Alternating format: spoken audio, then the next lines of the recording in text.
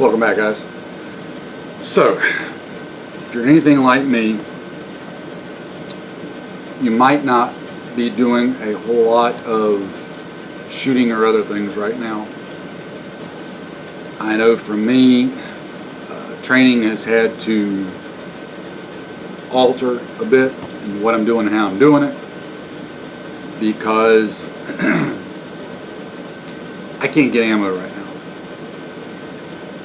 As most of you know, it's very scarce, and when you do find somebody with some in stock, prices have gone straight through the roof. Now, before anybody says anything, let me just get this out of the way too. Nobody is price gouging right now. There's no such thing as price gouging in a free market economy. It doesn't exist. It's a made-up figment. It's not real. No such thing as price gouging. Only one thing dictates the price of products in the market, and that is, wait for it, the market. The market will only bear what it will bear price-wise, okay?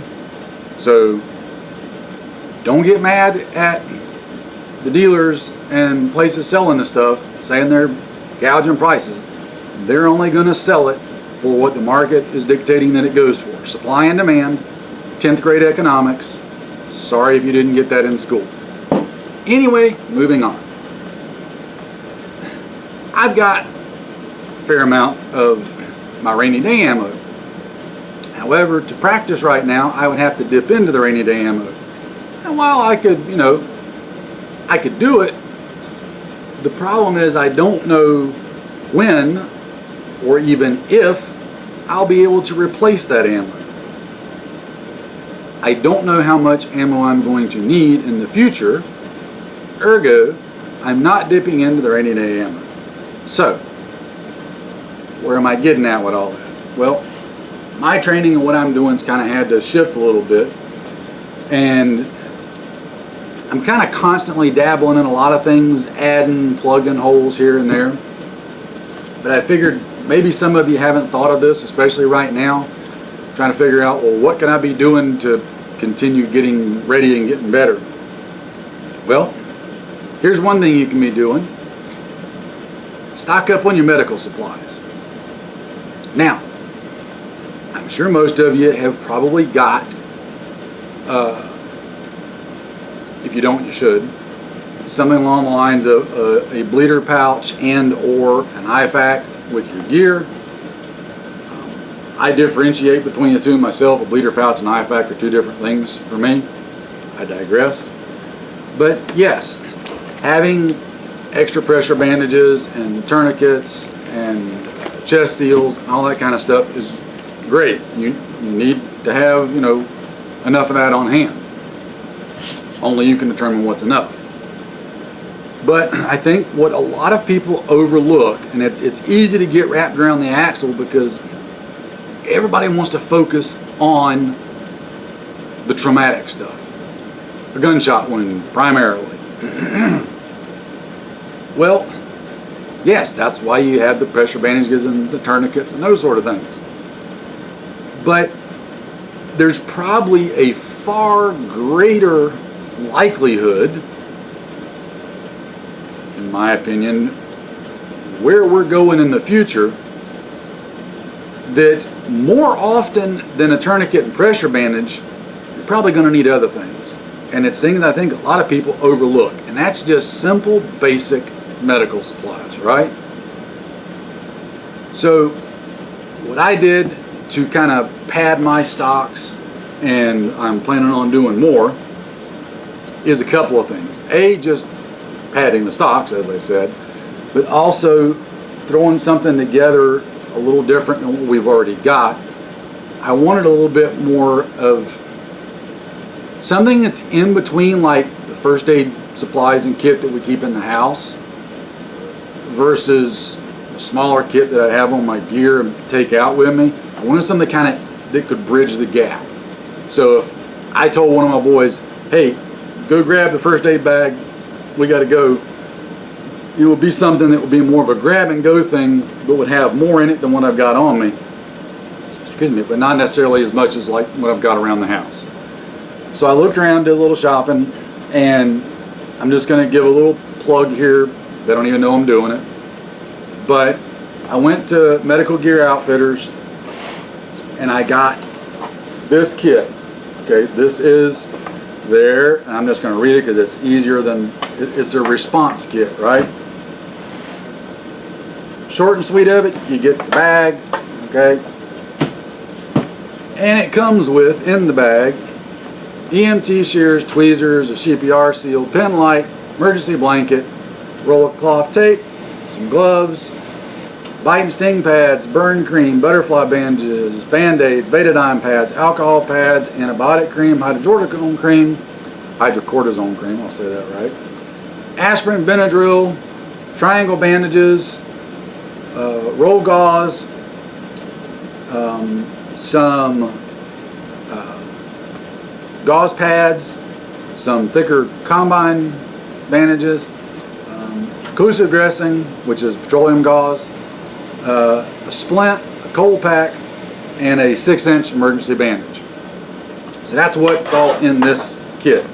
Now it's got enough room in the bag that you can add to it as you see fit. So I added some more stuff that I picked up, and again, these are the kind of things that I think you're probably going to use more often than the tourniquets and pressure bandages in what I see coming down the road and that we're going to be facing.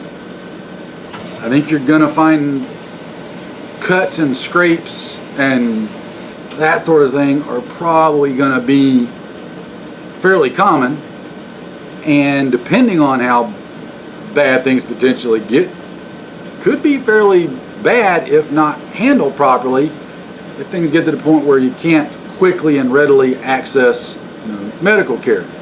That little cut can get infected, and left untreated, all of a sudden you got a major infection, go septic, and can't get to the doctor and get antibiotics. You got bad problems. So I just like that. I did, because I thought about it, wanted to add some things to this, but it's simple stuff I know it can use. Like plenty of iodine and alcohol wipes. The individual iodine and alcohol wipes are great for being able to keep in a bag like this. There's no bottle to get squished or break. You can disinfect wounds individually with one pad, yada yada. Extra tape, okay, having tape to tape on gauze pads or bandages, big deal.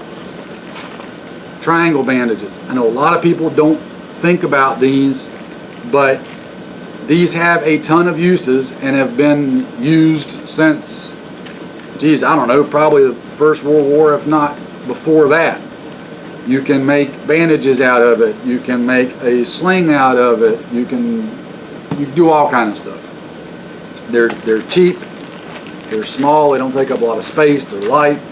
No reason not to have them. Plenty of flexible Band-Aids. I'm telling you, we're going to go through a lot of Band-Aids, right?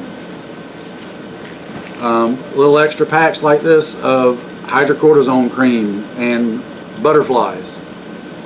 You get a cut that otherwise is on that edge of needing stitches. It's more than what a Band-Aid needs, but maybe it doesn't need stitches, or maybe it does, and it's not where you can get them. Butterfly Band-Aids, a bunch of gauze and some tape around it, and you're good to go. Got hydrocortisone cream. Grab a hold of a plant or something that doesn't jive well with your skin, and you'll be glad to have some. Get an ant bite, mosquito bite, whatever. Hydrocortisone cream's a handy thing to have. These little packages are perfect to use and keep with you all the time. They will make your mental state so much better. I picked up a couple of little smaller packs that I can stash around, and these are little ones that's just like they're literally boo-boo kits. Some aspirin, ibuprofen, Tylenol, Benadryl, hydrocortisone cream, antibiotic, zinc ointment, iodine pads, alcohol pads, some burn cream, important. Sting and bite pads, butterflies, Band-Aids, regular Band-Aids, fingertip Band-Aids, knuckle Band-Aids. Let's say you're in a gunfight. Just throwing that out there.